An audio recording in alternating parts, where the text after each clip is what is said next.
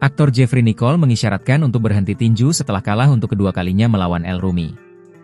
Bagi Jeffrey Nicole, kekalahan kedua kalinya ini kontroversi. Di pertandingan tinju melawan El Rumi, Sabtu, 9 Agustus 2025, malam, Jeffrey Nicole dinyatakan kalah technical knockout, TKO, hanya dalam waktu 28 detik. Wasit menghentikan pertandingan setelah Jeffrey Nicole menerima 8 pukulan telak di wajahnya.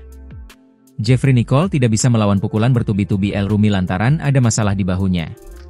"Kayaknya gue sudah selesai dengan boxing," kata Jeffrey Nicole di tayangan video dikutip Minggu, 10 Agustus 2025. "Gue nggak ngerti boxing begini," lanjutnya. Saat ini Jeffrey Nicole mulai mempertimbangkan untuk beralih ke bela diri campuran, MMA.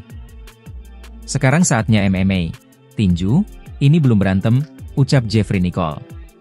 Di pertandingan tinju amatir itu, El Rumi lebih dulu mengambil inisiatif dengan melancarkan serangkaian pukulan ke arah kepala Jeffrey Nicole. Jeffrey Nicole bahkan sampai terdiam dan kehilangan keseimbangan. Adu serangan sempat terjadi, tetapi pukulan El Rumi lebih banyak mendarat telak di wajah bintang serial pertaruhan itu hingga memaksanya mundur. Jeffrey Nicole bahkan terlihat sempat menepuk-nepuk bahu kanannya, seolah memberi isyarat mengalami masalah pada bagian tubuhnya tersebut.